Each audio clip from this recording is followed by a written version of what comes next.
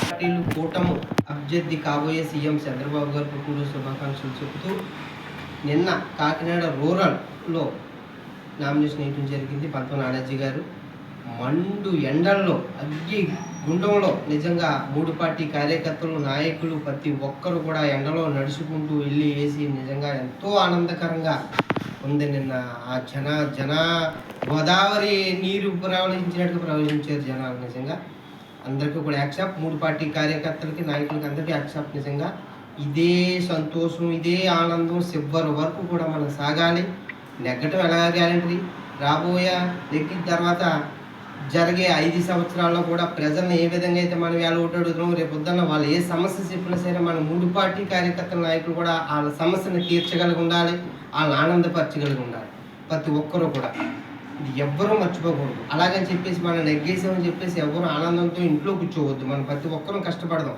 ఈ కూటం కన్ఫర్మ్ అవ్వటానికి మన నాయకులు, మన పవన్ కళ్యాణ్ గారు అవ్వచ్చు, చంద్రబాబు అవ్వచ్చు, మా పురంధేశ్వరి మేడం అవ్వచ్చు, ఎంతో కష్టపడి ఈ కూటాన్ని తేవటం జరిగింది. వాళ్ళ నమ్మకాన్ని మనం నిలబెట్టి మనం గెలుద్దాం.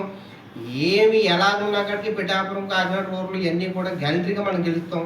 ఓకే, అక్కడ వరకు చాలా సంతోషమైన విషయం. అలాగే నానాజీ గారు కూడా చాలా కష్టపడతారు. పిల్లి సత్యబాబు గారు ఇంకా కష్టపడటం జరుగుతుంది. పిల్లి అనంతలక్ష్మి గారు కూడా పాపం ఆవిడ ఇంట్లో వంట పనులు అవన్నీ చక్కబెట్టుకుంటూ ఎంతో గాబరాగా వచ్చి ఆయన చేయడం జరుగుతుంది. వీళ్ళందరి శ్రమ మనం అంతకన్నా మనం ఏమీ ఆశించకుండా మనం కష్టపడతాం. అసలు బీజేపీ కార్యకర్త అంటే మాకు ఎటువంటి ఆశ ఉండదు. మాకు పదవి ఆశ ఉండదు, డబ్బుల ఆశ ఉండదు, ఏముండదు. ఇంకా ఎంతోమంది ఎక్కడెక్కడో మాకు పదవులు లేవని చెప్పి బాధలు పడ్డారు. మేము అలా కూడా ఉండలేదు. మాకు ఏమైనా కాడికి మా కాన్స్టిట్యూషన్ కాపాడుకోవాలి, మా ప్రజలను కాపాడుకోవాలని చెప్పేసి మేము మండు ఎండలో తిరగటం జరుగుతుంది. ఇదంతా ఓకే. నిన్న నిజంగా ముద్రగడ పద్మనాభం గారు అంత పెద్ద నాయకుడు అయ్యుండి, 40 సంవత్సరాలు సీనియర్ అయ్యుండి, ఆయన గుప్పుడు ఇలా మూసుకుంటే గుప్పుట్లు ఏముంది ఎవరికి తెలియకుండా ఉంటే సరిపోనేను. గుప్పుడు ఇప్పితే లోపల ఏమీ లేదని చెప్పేసి ఇవాళ అర్థమైపోయి నిజంగా టీజీ మీద ఎక్కడో 4 లైన్లో వెనకాల అలా ఒక కార్యకర్తలాగా నిలబడి ఉంటే తనతో మాట్లాడినోడు కానీ కూర్చోమన్నవాడు కానీ ఇప్పుడు ఇలా పక్క జాతి ఉండి కాబట్టి నాకు చాలా బాధ కలిగింది. నిజంగా తన యొక్క ఇదిని చూసి ఇది నిజంగా చాలా బాగా తట్టుకున్నాడు ఆయన. ఏ ఒక్క వ్యక్తి కూడా అలా తట్టుకోలేడు. ఇవాళ అనవసరమైన నిందలు అతని మీద వేసుకోవడం జరుగుతుంది. ఖాయం ఓడిపోయినప్పుడు కూడా మన ఇతని వల్లే మొదలగా పద్నాలుగు వల్ల ఓడిపోవడం జరిగింది. కాపోటింగ్ ఏమీ రాలేదు అని చెప్పేసి ఆ నిందలన్నీ ఇప్పుడు ఎతని మీద పడతాయన్నీ కూడా. ఇది చాలా తప్పు చేసేదేమో నాకు అనిపించింది. అయితే సాటి కులస్తులు కాబట్టి ఒక రకమైన ఫీలింగ్ బాధ ఉంటుంది కదా ఎవరికైనా. ఈ విధంగా అతను చేసిన పని అయితే నాకు తప్పేమో అనిపిస్తుంది. ఇది అతను నిజంగా కులాన్ని అయితే ఎలాగ రోడ్డు మీద పడేసరికి తెచ్చి అక్కడి వరకు ఓకే. కాపు కులాన్ని నిజంగా ఏ కులం కూడా కులం పేరు చెప్పుకుని ఇప్పుడు ఎడగొట్టకూడదు ఎవరిని కూడా. మన హాయిగా బతుకుతున్నప్పుడు ఇలా బతకాలి.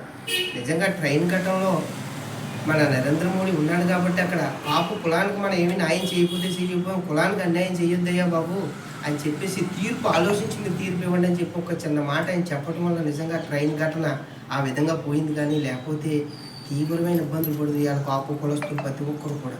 అది ప్రతి ఒక్కరు కూడా మీరు జ్ఞాపకం పెట్టుకోవాలి. నరేంద్ర మోడీ అంటే ఎంత పవర్ఫుల్ వ్యక్తో, ఒక తీర్పుని ఆయన మార్చగలిగే వ్యక్తి ఆయన. కాపు కులానికి ఏమీ చేయలేదు, ఆంధ్రప్రదేశ్కి ఏమీ చేయలేదు అంటారు మాటకి.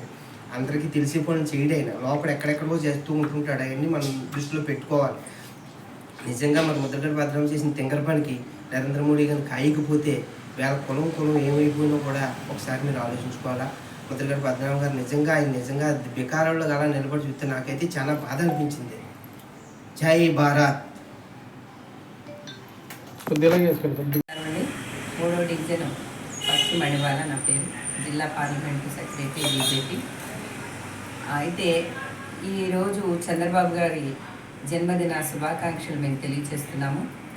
మా మహిళలందరూ నిన్న నానాజీ గారి నామినేషన్కి వెళ్ళినప్పుడు అందరూ నడుము కట్టి పనిచేసి చక్కగా ఎండ అనక అదే వెన్నెలుగా భావించి మేము ఆయనతో పాటు ఆ నామినేషన్ వేసే ప్లేస్ వరకు అందరూ కూడా కాలినడకతో వెళ్తే ఆ జన సముద్రం చూస్తే మాకే మర్చిపోయింది. అంటే ఇంకా ఎలక్షన్ అయిన తర్వాత నెగ్గుతారు, అప్పుడు అంత జనం ఉండొచ్చు, కానీ ఎలక్షన్కి నెగ్గినట్టే అంత జనసమూహం చూడడంతో మాకు చాలా ఆనందం అనిపించింది. ఇప్పుడే ఆయన మంచి రిజల్ట్తో మంచి మెజారిటీతో నెగ్గినంత ఉత్సాహం మాలో కలిగింది. అలాంటి పరిస్థితుల్లో బీజేపీ, టీడీపీ ఈ 3 కలిసిన ఈ కూటమితో మేము అందరం కలిసి అందరు నాయకులు ప్రతినిధులు అందరం కూడా ఈ కార్యక్రమంలో పాల్గొని చాలా చక్కగా నామినేషన్ జరిపించారు. దానికి మేము చాలా ఆనందించాము. తర్వాత పిల్లి సత్యబాబు గారు, అంటే పిల్లి సత్యనారాయణ గారు, అలాగే వారి మిసెస్ పిల్లి అనంతలక్ష్మి గారు కూడా ఎండనక కొండనక వాళ్ళ భుజాన్న వారే ఇందులో పోటీ చేస్తున్నంత ఉత్సాహంతో ప్రతి ఇంటింటికి తిరిగి మేము కూడా వాళ్ళతో పాటు అడుగు వేసుకుంటూ నడుస్తూ అందరి ఇంటింటికి ప్రతి ఇంటిని టచ్ చేసి మేము ప్రతి పాంప్లెంట్ ఇచ్చి వారికి మేము సైకిల్ కాదమ్మా, ఈ 2 పార్టీలు గ్లాసే ఉంటుంది, ఎంపీ ఎమ్మెల్యే ఎలక్షన్స్ కూడా మీరు తప్పకుండా ఓటేయాలని అందరినీ కూడా అభ్యర్థించి చాలా చక్కగా మాట్లాడడం వల్ల అందరూ కూడా చాలా పొందుతారు కూడా. అది మా ఉద్దేశం, మా ఆశయం.